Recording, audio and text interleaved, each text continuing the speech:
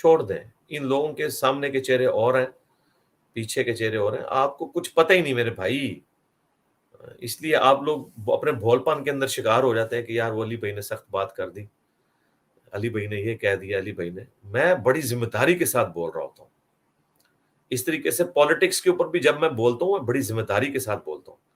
میرے پاس پالیٹیشنز کا، ایجنسیز کا، فوج کا فرسٹ ہینڈ نالج موجود ہوتا ہے.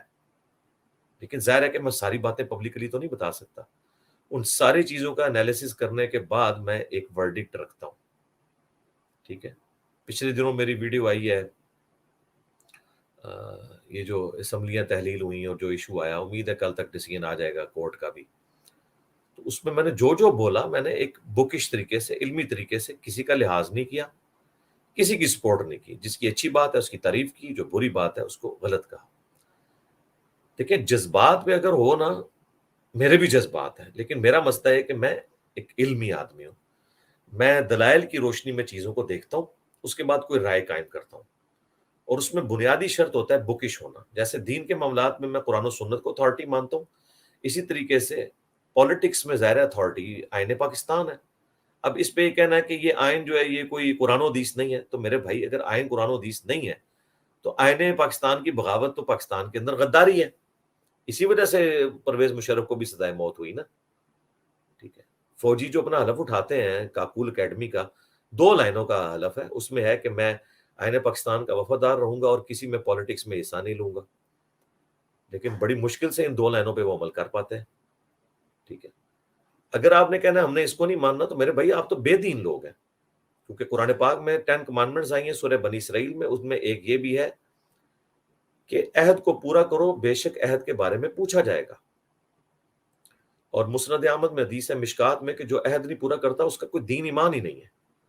آپ لوگ یہ سمجھتے ہیں کہ بات کرنا، حلف اٹھانا ہی کوئی چھوٹی چیز ہے، اور کہتے ہیں جی وہ اگر کسی نے حلف کی خلاف ورزی کر دی یا آئین توڑ دیا تو اس میں کون سی کوئی قرآن و حدیث کا مسئلہ ہو گیا. میرے بھائی یہ قرآن و حدیث میں ہی آیا ہے کہ دین مذہب ہی نہیں اس کا جو عہد کو توڑتا ہے، اور عہد کے بارے میں پوچھا جائے گا. ایک جنرل ہے رول. پرائم منسٹر سے اس کے حلف کے بارے میں پوچھا جائے گا، پریزیڈنٹ سے اس کے حلف بارے میں، اپوزیشن لیڈر سے اس کے حلف کے بارے میں، آرمی چیف سے اس کے حلف کے بارے میں. تو ہم پوری دیانتداری کے ساتھ اس بکش فارم میں چیزوں کو ایڈریس کرتے ہیں.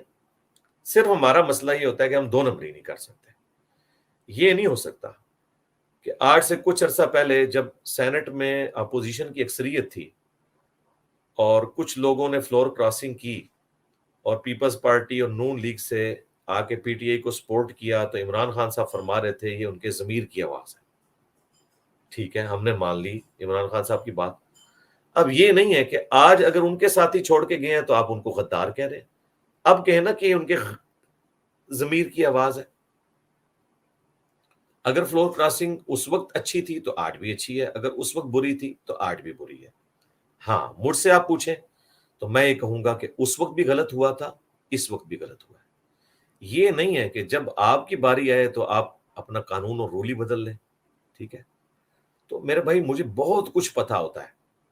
یہ جو لوگ کہتے ہیں نا علی بھائی پالیٹکس پہ نہ آپ بولیں، مجھے کوئی شوق نہیں میرے بھائی پالیٹکس پہ بولنے کا، نہ میں نے کوئی اس سے بینیفٹ اٹھانا ہوتا ہے. لیکن ظاہر ہے کہ جب ہمارے اسٹوڈنٹس بات کرتے ہیں تو اس وقت تو اب سب سے بڑا مسئلہ پاکستان کا، مسلمانوں کا یہی بنا ہے نا. میں اس کو کرنٹ افیئر کے طور پہ لے رہا ہوتا ہوں.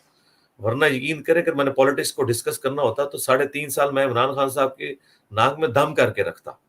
جس طریقے سے وہ اپنے کنٹینر کی ہوئی باتوں سے وقتاً فوقتاً پھرتے چلے گئے، اور ان کے قریبی لوگوں نے جس طریقے سے لوٹ مار کا بازار گرم کیا جو ان کو خود بھی پتا تھا، لیکن مجبوری کے تحت وہ نہیں چل سکے. پہلے ہمیں کنٹینر پہ وہ کہا کرتے تھے ایک ٹیم لیڈر اوپر آ جائے صحیح تو نیچے سب ٹھیک ہو جاتا ہے. ہم اس وقت بھی کہتے تھے نہیں ایسے نہیں ہو سکتا. آج وہ آ کے کہتے ہیں مجھے ٹیم اچھی نہیں ملی. تو وہ خود اپنی باتوں کو وائلیٹ کرتے ہیں، کبھی اسے یو ٹرن کا نام دیتے ہیں کبھی کچھ. لیکن میں نے کبھی نہیں کیا. عمران خان صاحب پہ جب بھی برا وقت آیا، ان کے اپنے زر خرید مولوی بھی ان کا ساتھ چھوڑ گئے. یہ چھوٹی بات سی، ان کے اوپر گستاخ صحابہ کا فتویٰ لگا غزوہ احد کے حوالے سے. صرف پلانٹ ارتھ پہ میں اکیلا بندہ تھا جس نے دفاع کیا. اور آپ کو پتا میں نے اپنی لائف سٹیک پہ لگائی ہوئی تھی. کن لوگوں سے میں ٹکر لے رہا تھا. ٹی ایل پی اس وقت عروج کے اوپر تھی. پھر نبی الاسلام کے اوپر وہ لفظ ذلیل استعمال کرنے کے اوپر انہوں نے گستاخی کا فتویٰ لگایا. تو میں نے کہا کہ یہ لفظ انہوں نے اپنی اردو ڈکشنری کی کمزوری کی وجہ سے یوز کیا. نعوذ باللہ، یہ فتویٰ نہیں لگتا. باقی پھر میں نے ان کو پھر ان کے گھر سے خبر دی کہ دیوبند اور اہل حدیث کے مشترکہ بزرگ نے ذلیل کا لفظ تمام انبیاء اور فرشتوں کے لیے استعمال کیا ہے، نیک بندوں کے لیے، تقویت الایمان میں اسماعیل دہلوی نے، اور پھر نے اعلیٰ حضرت کے کلام سے وہ ذلت کا لفظ دکھایا. ٹھیک ہے، تو آپ کیا سمجھتے ہیں؟ عمران خان تو بیٹھے ہوئے ہیں سیکورٹی کے اندر، میں تو کسی سیکورٹی میں نہیں بیٹھا ہوا، میں نے اپنی لائف کو ونریبل کر کے ان کا دفاع کیا. ٹھیک ہے، تو خدا کے لیے اپنی آنکھوں کو کھولیں. میری عمر 44 سال پلس ہو چکی ہوئی ہے میرے بھائی، آپ لوگ ابھی ٹین ایجرز ہیں، آپ کا نہ اتنا تجربہ ہے. میں نے ان ساروں لوگوں کے اعتبار دیکھے ہیں، کس کس طریقے سے نواز شریف صاحب نے بے نظیر کے ساتھ زیادتی کی 90s کے اندر، بے نظیر نے ان کے ساتھ جو کچھ کیا، یہ سب میرے سامنے ہے. میں ہوش میں تھا جب یہ سارے تماشے دیکھ رہا تھا. اور مشرف کا تو سارے کا سارا دور تو میں ظاہر بہت بڑی ایج میں نے دیکھا ہے، 20 پلس کی ایج کے اندر.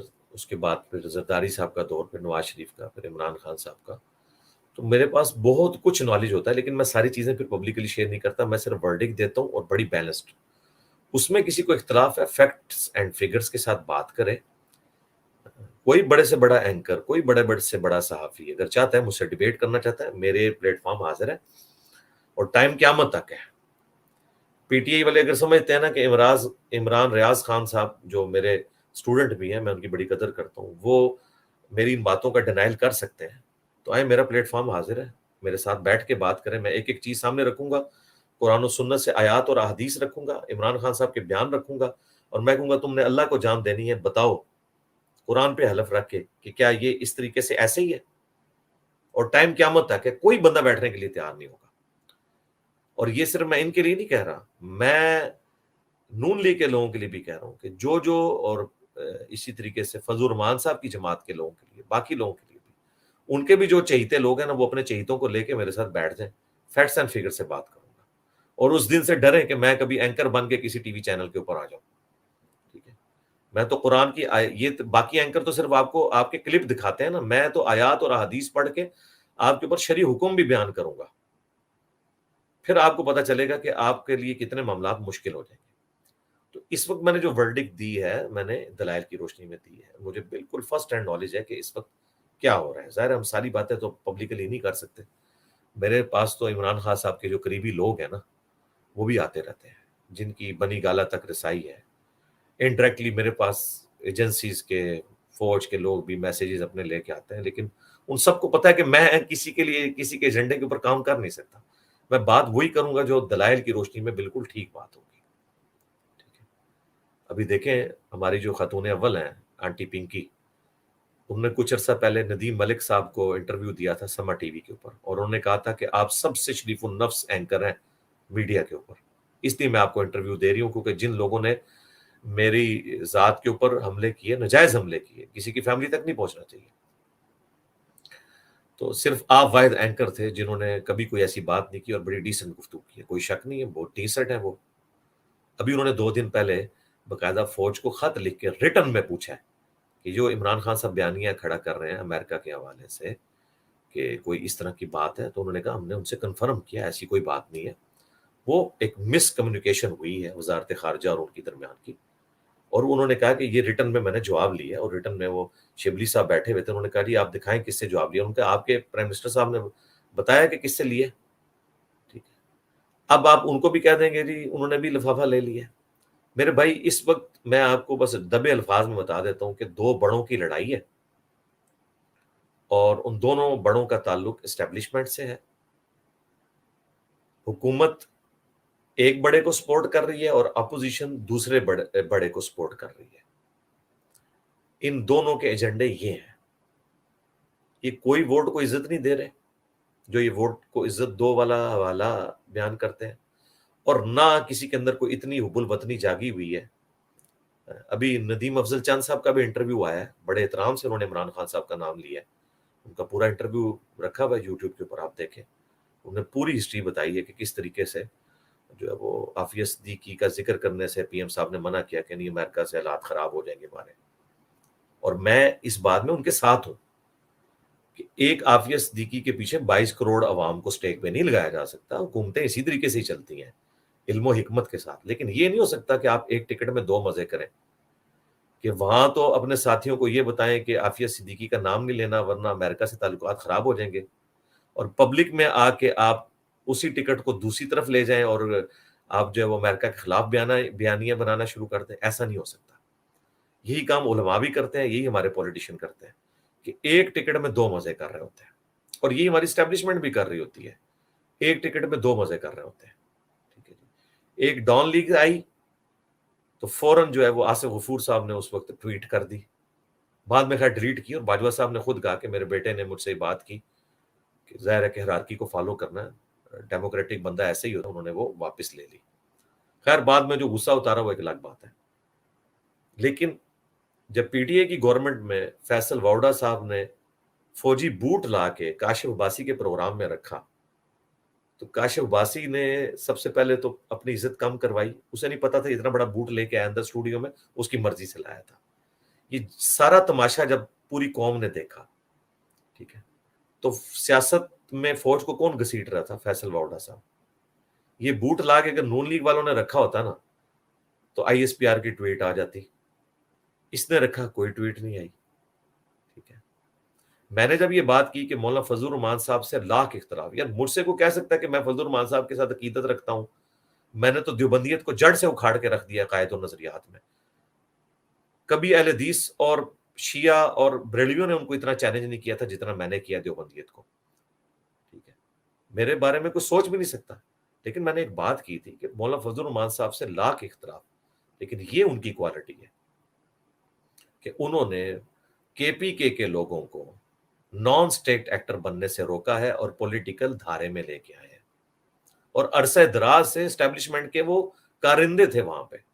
یہ تو اب آپ کو اختلافات نظر آ رہے ہیں، اور یہ بھی بظاہر ہے وہ ایک دوسری پارٹی کی جنگ لڑ رہے ہیں اور یہ دوسری پارٹی کی جنگ لڑ رہے ہیں. اور آپ کو وقت کے بعد کچھ عرصے بعد پتہ چل جائے گا، لیکن پتہ ذرا دیر سے چلتا ہے. سارے اگر ہماری طرح انٹیلیجنٹ لوگ ہوں اور فرسٹ ہینڈ نالج ہو تو پھر تو میرے بھائی پاکستان میں ٹرو ڈیموکریسی کب کی آ گئی ہوتی. اسے تو ہم کہتے ہیں غامدی صاحب کو پرائم منسٹر بنا دیں. میں تو سپورٹ کرتا ہوں. ٹھیک ہے. تو انشاءاللہ تعالیٰ سب کو سیدھا کر کے چلائیں گے. انٹیلیجنٹ بندے کی ضرورت ہے. تو فضل الرحمان صاحب کے بارے میں جب میں نے یہ اسٹیٹمنٹ دی تھی کہ وہ پولیٹیکل دھارے میں لے کے آئے ہیں، 5 لاکھ علماء ان کے ہاتھ پہ بیعت ہیں، پھر ملینز آف سٹوڈنٹس ہیں ان کے افغانستان میں بھی پاکستان میں بھی، تو میں تو ان کو اس حوالے سے ابھی بھی کہتا ہوں ایسٹ ہے. اپنی تمام کمزوریوں کے باوجود، کمزوریاں تو ہیں، وہ ہمیں تو پتہ ہے، فرسٹ ہینڈ نالج ہے. تو اس وقت پی ٹی آئی کے ہمارے اسٹوڈنٹس ناراض ہو کے تھی، علی بھائی آپ نے تعریف کر دی. یار تعریف ایک جز میں کی ہے نا. نبی علیہ السلام نے نہیں، صحیح بخاری میں آپ نے فرمایا کہ ابو ہریرہ یہ آیا تھا جو تیرے پاس مہمان انسانی شکل میں، یہ ہے شیطان تھا لیکن بات اس نے سچی کی ہے کہ جو آیت الکرسی پڑھ کے سو جائے صبح تک فرشتہ حفاظت کرتا ہے. یہ صحیح بخاری 2311 نمبر حدیث ہے. تو سچی بات کوئی شیطان بھی کرے اس کی بھی تصدیق کرنی چاہیے. خیر اس وقت یہ لوگ ناراض ہوئے. کچھ عرصے بعد جب پہلا دھرنا آیا فضل الرحمان صاحب کا، تو آصف غفور صاحب وہاں سے فضل الرحمان صاحب تقریر کرتے تھے، اور یہاں پہ یعنی ہمارے جو اسٹیبلشمنٹ کی کانپے ٹانگ رہی تھی اس وقت کہ یہ کیا ہو رہا ہے. تو وہ ان کانپے ٹانگنے کے دوران وہ تقریر کرتے تھے اور ادھر سے آصف غفور صاحب کی ٹویٹ آ جاتی تھی کہ نہیں جی سب سے سینئر سیاستدان ہے، بہت سیزنڈ سیاستدان ہے، فضل الرحمان صاحب بہت میچور ہیں. میں نے تو ایک جملہ بولا تھا، انہوں نے تو تعریفوں کے پل مان دیے ان کے لیے. تو اس وقت کسی پی ٹی اے والے کو خیال نہیں آیا کہ وہ کہے کہ یار یہ ہمیں کیوں کہانی کراتے ہو کہ یہ لوگ جو ہیں وہ انڈین ایجنٹ ہیں اور یہ کشمیر کمیٹی کا سربراہ بننا چاہتا ہے. تو میرے بھائی میرا صرف ایک ایشو ہے، میں ہوں ٹروتھ لور. میں نے بار بار بتایا ہمارے کسی اسٹوڈنٹ کو ہم سے اختلاف رائے ہے وہ جی کھول کے کریں، لیکن جذبات سے نہیں میرے بھائی. جذبات میرے بھی بہت ہیں. اگر میں آپ کو اپنے دل کی بات بتاؤں نا، میری کبھی خواہش نہیں تھی. 2013 میں نے عمران خان صاحب کو ووٹ ڈالا، لیکن جب 2014 میں انہوں نے دھرنے دیے نا، مجھے اسی وقت پتا چل گیا کہ نہیں یہ پھر اعلی کار بن گئے ہیں ان لوگوں کا کہ جو لوگ حکومتیں گراتے ہیں. اور دیکھ لیں ان کے ساتھ پھر وہی مکافات عمل ہوا ہے. آج وہی لوگ ان کی حکومت بھی گرانے کی کوشش کر رہے ہیں. یہ باہر کی سازش نہیں ہے، اندر سے سب کچھ ہو رہا ہے.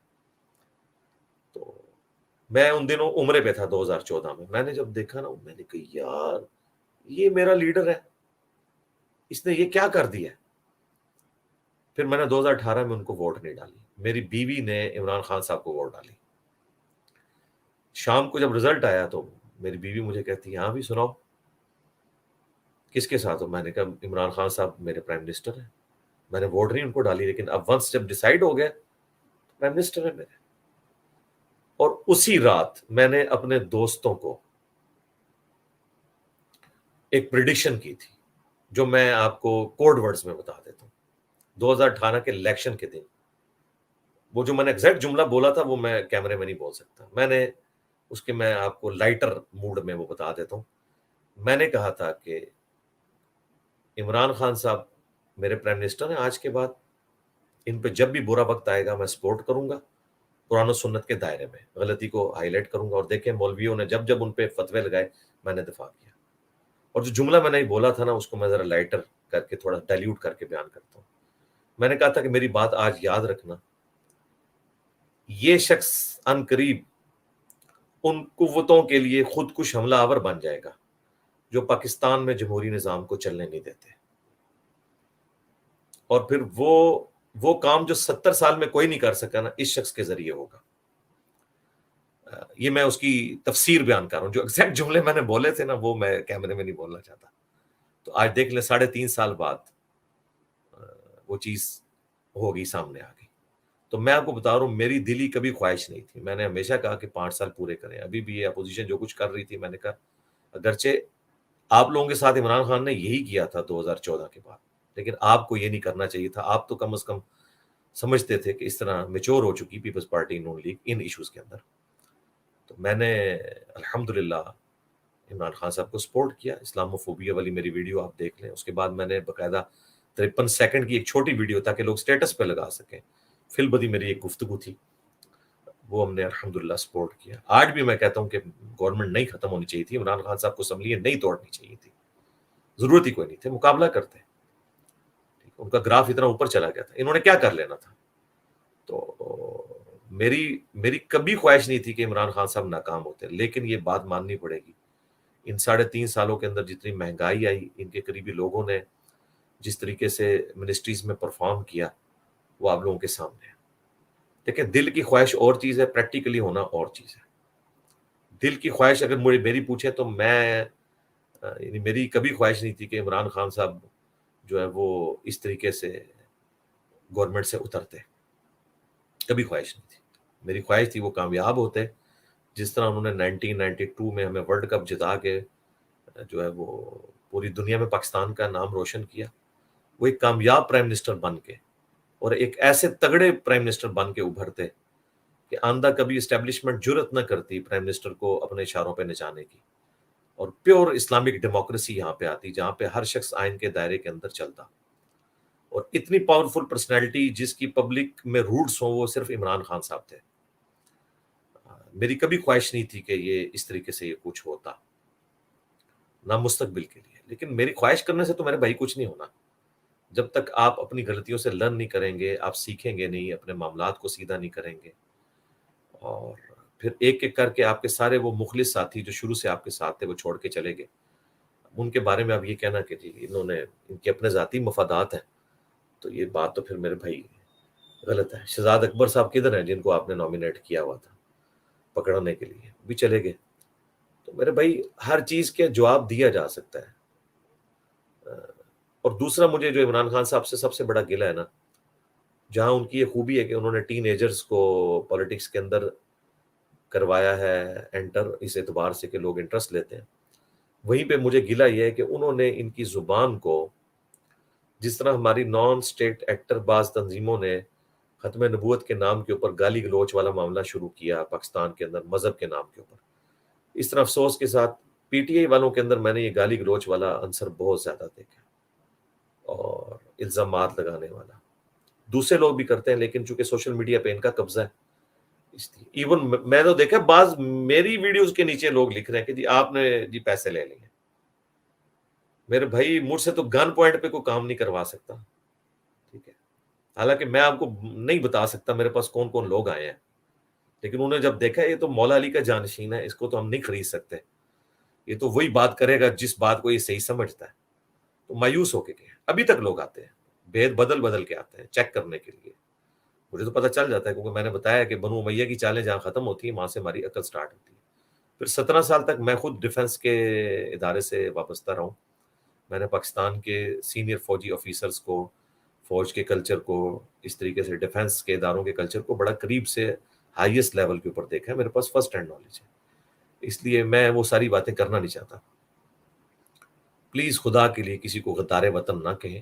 آپ یہ کہہ سکتے ہیں کسی کو تعویل کی غلطی لگی. جس طرح ہم نے اپنے اسٹوڈنٹس کو یہ سکھایا ہے کہ آپ نے بریلوی، دیوبندی، اہل حدیث، شیعہ کے پیچھے نمازیں پڑھنی ہیں، اختلاف رائے رکھنا ہے، لیکن ان کو یہ نہیں کہنا کہ آپ گستاخ رسول ہو، آپ مشرک ہو. ہاں یہ ضرور بتانا ہے کہ آپ کے بزرگوں نے یہ گستاخی کی، یہ باتوں میں شرک ہے، لیکن فتویٰ نہیں لگانا.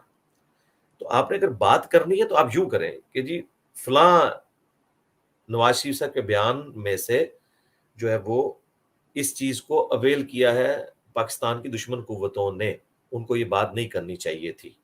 یہ نہ کہیں کہ وہ اعلی کار بنے. دیکھیں نیب نے پتہ ایک دفعہ وہ ورڈکٹ جاری کر دی کہ جی وہ اتنے ارب ڈالر کی انویسٹمنٹ ہے انڈیا کے اندر.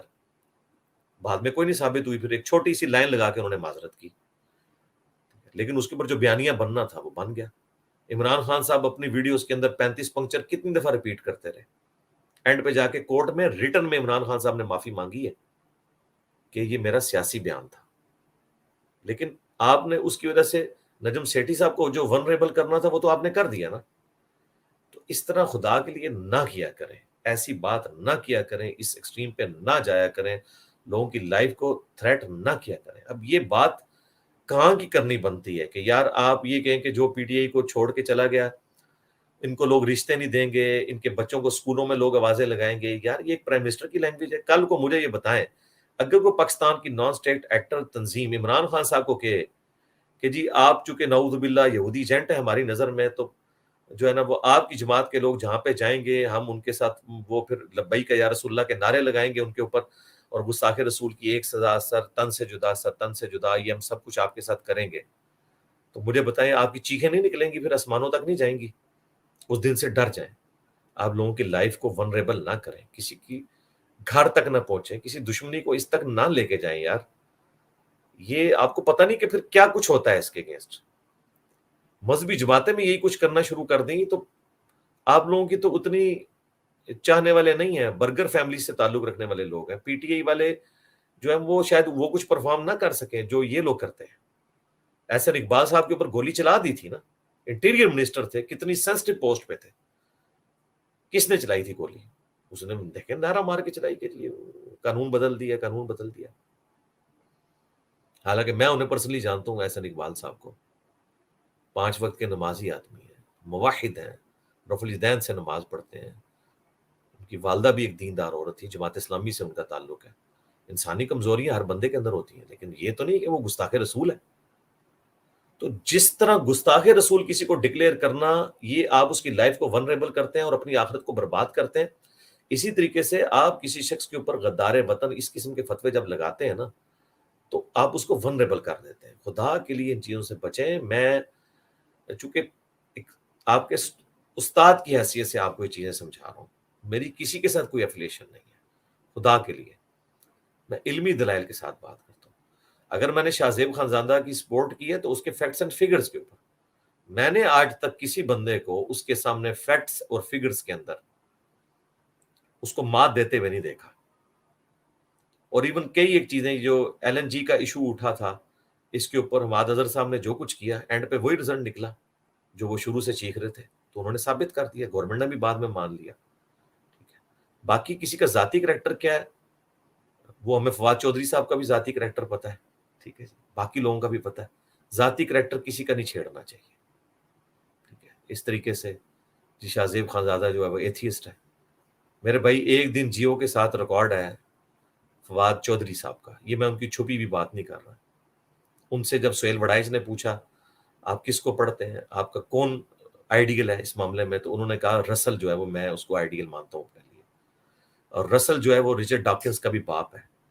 یعنی ان ماڈرن ایج کے اندر ایتھیسٹ کے 2 باپ ہیں جنہوں نے خدا کے خلاف کام کیا، خدا ڈینائل آف گاڈ کیا. رسل ہے بڑا بزرگ، اور اس کا تو یہ بچہ بچونگڑا، یہ تو شاہی کو نہیں، رچرڈ ڈاکنز.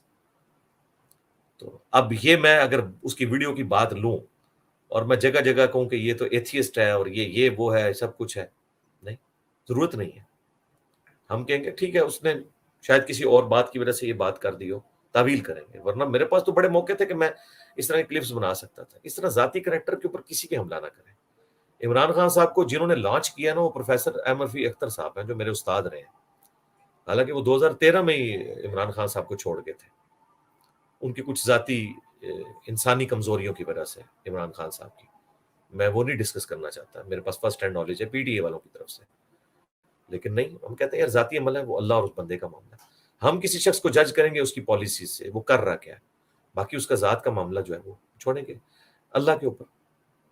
اس طریقے سے بعض نون لیگ والے اور پیپلز پارٹی والے تو خیر یہ نہیں کام کرتے، پیپلز پارٹی والے وہ تو سیکولر ہیں. نون لیگ والے جو عمران خان صاحب کے کریکٹر کے اوپر حملہ کرتے ہیں کہ جی فلاں جگہ ان کی بیٹی ہے اور کورٹ میں مسئلہ حل ہے. ٹھیک ہے، جب ایک بندہ پرانی زندگی سے توبہ کر چکا ہے آپ کیوں اس کے اوپر اس کو اس پہ کرٹیسائز کرتے ہیں؟ کوئی ضرورت نہیں ہے.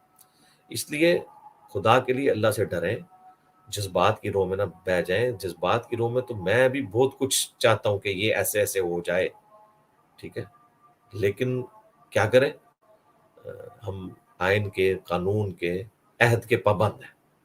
تو آپ لوگوں کو بھی میں اور پرائم منسٹر صاحب کو بھی اور اپوزیشن لیڈرز کو بھی سب کو یہ کہوں گا کہ آپ لوگ قانون کے دائرے کے اندر اندر رہ کے معاملات کو لے کے چلا کریں. اس وقت پوری قوم کو آپ لوگوں نے آزمائش میں ڈالا ہوا ہے، اور سب سے بڑھ کے سپریم کورٹ جو ہے اس نے آزمائش میں ڈالا ہوا ہے. ان کو پتہ ہی نہیں ہے کہ اس وقت کیا گزر رہی ہے قوم کے اوپر. جلد از جلد جو کوئی بھی فیصلہ کرنا ہے وہ کریں بس، ٹھیک ہے. بس جب کوئی فیصلہ آ جائے اس کو اوبے کریں. نون لیگ کے حق میں آئے تب بھی اوبے کریں، اور پی ٹی آئی کے حق میں آئے تب بھی اوبے کریں، اور آگے چلیں. بجائے یہ کہ آپ ایک دوسرے کے خلاف گستاخی کے فتوے، غدار وطن کے فتوے لگانا شروع کر دیں. فلاں فلاں کا پٹ ہوا ہے یہ کہنا شروع کر دیں، فلاں فلاں کا پٹ ہوا ہے یہ کہنا شروع کر دیں. یہ سارے ایک دوسرے کے پٹھو ہیں میرے بھائی، دنیاوی منفعت کی خاطر معاملات کو لے کے چل رہے ہوتے ہیں. ہمیں سب کچھ پتہ ہوتا ہے، دودھ کا دھلا ہوا کوئی بھی نہیں ہے. باقی ہم کوشش کرتے ہیں کہ ہم آئین اور قانون کے مطابق بات کریں، اور کوئی ایسی بات نہ کریں اختلاف رائے کی کہ کسی کی لائف کو ہم ونریبل کر دیں. بالکل ایسا نہیں ہونا چاہیے.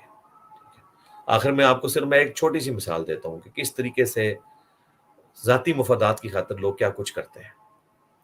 یہ امن کی آشا کا جو پروگرام ہے، یہ سابق جو D G I S I تھے انہوں نے چلایا تھا. ٹھیک ہے، احمد شجاع پاشا صاحب جو پی ٹی آئی کے سمجھ لیں کہ بزرگان دین میں سے، ایکس سروس مین میں سے. اور اس وقت جیو کو انہوں نے بلا کے کہا، اور شکر الحمدللہ پی ٹی اے والوں نے تو کبھی نہیں ماننا تھا. اگر اسد عمر صاحب اس پروگرام میں شامل نہ ہوتے ضامن کے طور پر، اس وقت وہ میرا خیال ہے اینگرو کے اندر تھے،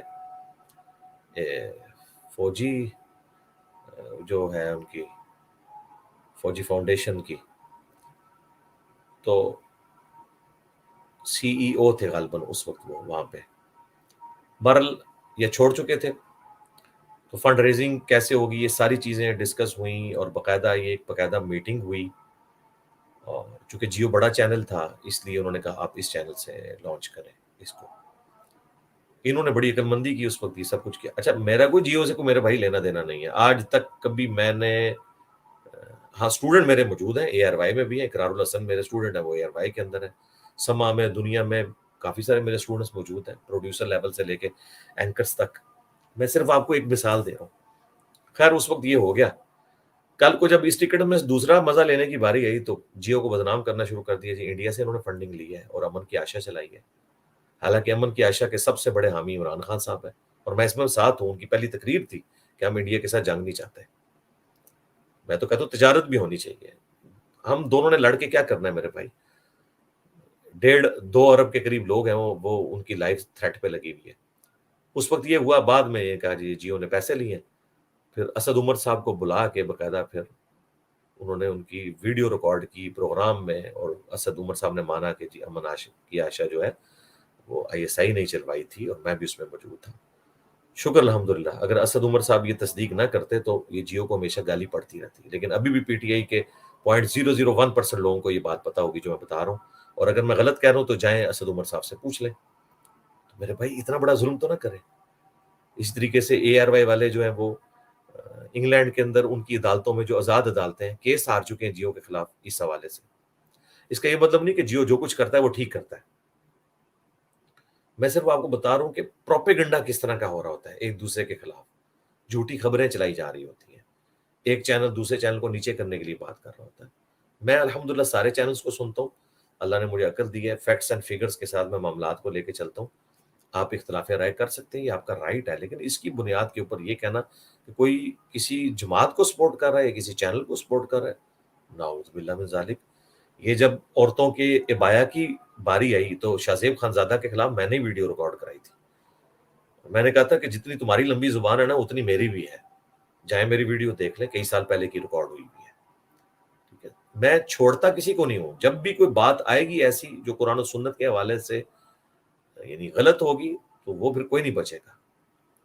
اور جیو کے پروگرام آج شاہ زیب خانزادہ کی اگر میں نے تعریف کی ہے تو اے آر وائی کے پروگرام اقرار الحسن کے اوپر تو میں نے پوری ویڈیو ریکارڈ کروا دی ہے اور اس کی کتنی میں نے تعریف کی، ٹھیک ہے؟ آج نہیں، کئی سال پہلے کہ مجاہدین والا کام کر رہا ہے، ٹھیک ہے اس میں کچھ کمزوریاں بھی ہیں، بعض تھوڑے وہ پلانٹیڈ پروگرام بھی ہوتے ہیں ایجوکیشن کے لیے، جس طرح پرینکس وغیرہ بھی بعض پلانٹیڈ ہوتے ہیں، کچھ کمزوریاں بھی اپنی جگہ، پھر بھی بہرحال وہ، حالانکہ اس کی وجہ سے کئی دوسرے پروگراموں والوں نے مجھے فون کر کے کہا کہ بھائی یہ تو فراڈی آدمی، آپ نے اس کی تعریف کر دی۔ مجھے آپ کو پتہ ہی نہیں، میں ایک کی تعریف کروں۔ اب میں سما ٹی وی پہ گیا ہوں بلال کتب صاحب کے پروگرام میں، تو ادھر سے دوسرے چینل سے فون آنے شروع ہو گئے کہ جناب یہ تو بلال کتب تو مزاروں پہ جا کے بیٹھتا ہے۔ میں نے کہا یار آہستہ آہستہ چینج آتی ہے، وہ چیزوں کو مانتے ہیں، الحمدللہ وقت کے ساتھ چینج ہو جائیں گے۔ خدا کے لیے کسی چینل پہ آنا یا کسی کی تعریف کرنا قطعاً نہیں۔ اچھا، ایکسپریس نیوز پہ ایک پروگرام لگتا ہے شبیر تو دیکھے گا، میں نے اس کی کئی دفعہ تعریف کی ہے کہ یار بہت زبردست ہے۔ اس طریقے سے سما ٹی وی پہ لگتا تھا قیدی نمبر، میں اس کی بڑی تعریف کرتا ہوں، سما یا دنیا کے اوپر۔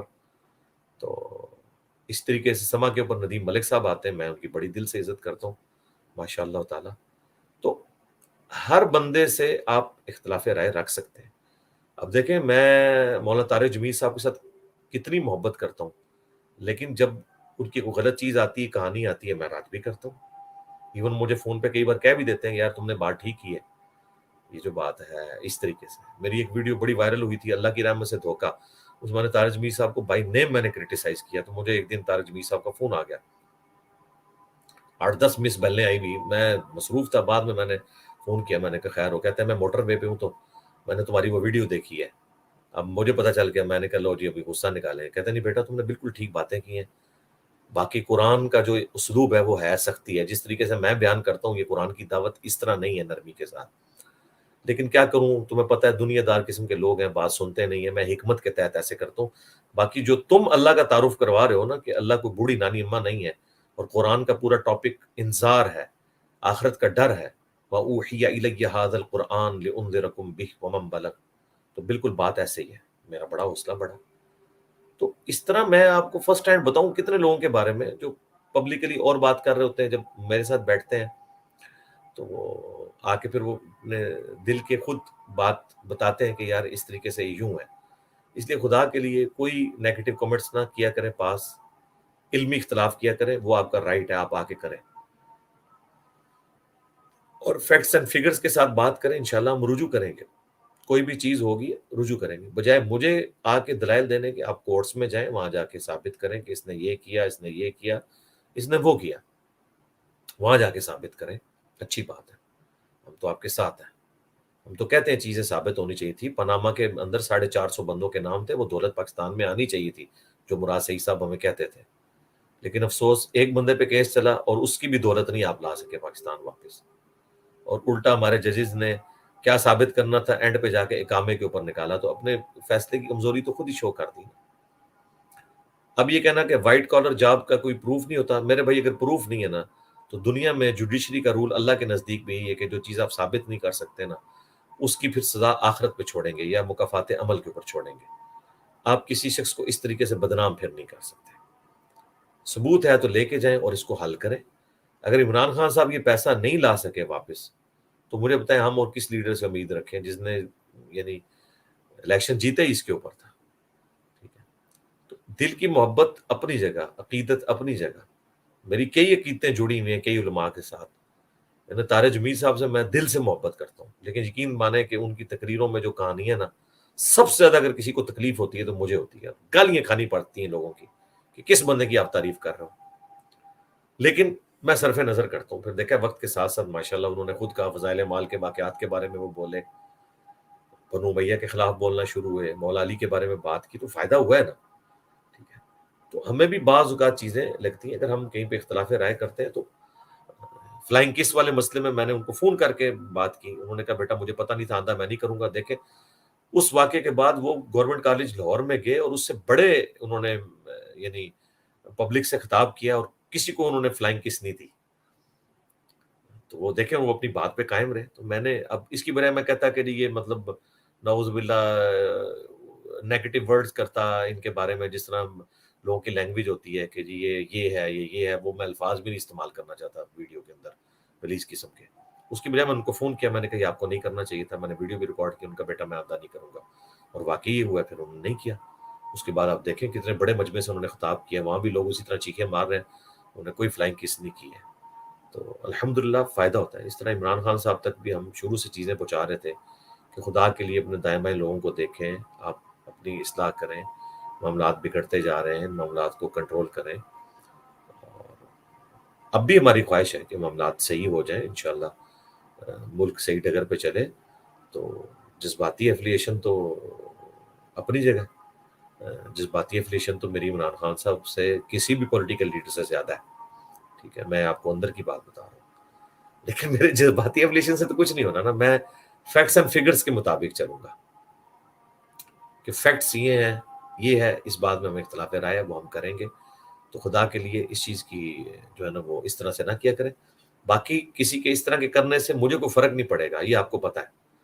میں نے اگر بریلوی دیوبندی اہل حدیث کروڑوں کی پبلک, ان کے بابوں کے فالورز, اندھے فالورز, جو بابوں کی خاطر کسی کو ٹکا بوٹی کرنے کے لیے تیار ہے, جب میں نے ان سے اختلاف کیا ہے نا دلائل کی روشنی میں, تو عمران خان صاحب, نواز شریف صاحب, آصف زرداری صاحب, فضل الرحمان تشیعی کوئی نہیں. اس لیے مجھ سے یہ آپ نے ایکسپیکٹ نہیں کرنا کہ میں نے کسی کا لحاظ کرنا ہے. رہ گیا پالیٹکس, تو پالیٹکس میں صرف انہی باتوں پہ بولتا ہوں جو ہماری نیشن کے لیے, مسلمانوں کے لیے ایشوز بنے ہوئے ہوتے ہیں. ادروائز تو میں روزانہ 1 گھنٹہ آ کے تو ایک اپنا میں 8 سے 9 پروگرام کر رہا ہوتا, اور اللہ کے فضل سے میں ان اینکر سے زیادہ اچھا پروگرام کر سکتا ہوں, کیونکہ میرے پاس سورسز زیادہ ہوتے ہیں, اور میں ان بائزڈ بھی ہوتا ہوں. میں کسی ایک خاص لائن پہ کام نہیں کر رہا ہوتا, میں دیکھ رہا ہوتا ہوں کہ یار یہ چیز اس طرح ہوئی ہے. تو جس طرح میں قرآن و سنت سے بالکل left hand side is equal to right hand side ثابت کرتا ہوں نا, اس طرح میں سب کے قول و فعل میں تضاد ثابت کر سکتا ہوں. اور پھر یہ جس طرح میں پھکیاں دیتا ہوں نا علماء کو, میں ان کو بھی پھکیاں دے سکتا ہوں. لیکن میں یہ نہیں کرتا, کوشش کرتا ہوں کہ بس اصلاح کا دروازہ کھلا رہے.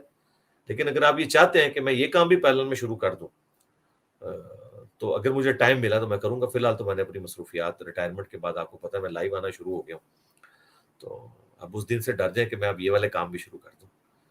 فی الحال آپ پاکستان کے لیے اور پورے عالم اسلام کے لیے دعا کریں کہ اللہ تعالیٰ پاکستان کو بالخصوص, عالم اسلام کو بالعموم, پوری دنیا کے مسلمانوں کو, کشمیر کے مسلمانوں کو, انڈیا کے, چائنا کے, فلسطین کے, عراق میں, شام میں, افغانستان میں, جہاں کہیں بھی پاکستان میں کس پرسی کی زندگی گزار رہے ہیں, اے اللہ ان کی مشکلات کو دور فرما, اور رسول اللہ صلی اللہ علیہ وآلہ وسلم کی امت ہونے کے سبب اے اللہ ان کی تمام نیک دلی جائز دعاؤں کو قبول فرما. پاکستان کو اور پورے عالم اسلام کو اندرونی بیرونی خطرات سے محفوظ فرما. اور یہ اس وقت جو پاکستان ایک اسٹیگنیشن کنڈیشن میں آ کے کھڑا ہو گیا ہے, سسپینڈڈ پوزیشن میں, اس سے جلد از جلد نکلے, اور اس شر میں سے جو یہ اس وقت سارا شر ہوا ہے اور اس طرح لڑائیاں ہونا شروع ہوئی ہیں, خیر نکالے اللہ تعالیٰ. ہماری تو دعائیں جو ہے وہ اسی حوالے سے. صلو علی محمد وآل محمد, اللہم صلی علی محمد وعلی آل محمد واصحاب محمد اجمعین الی یوم الدین. ٹھیک ہے جی, فی امان اللہ, جزاکم اللہ خیر. جی علی بھائی، اللہ اللہ حافظ۔ حافظ. اللہ حافظ.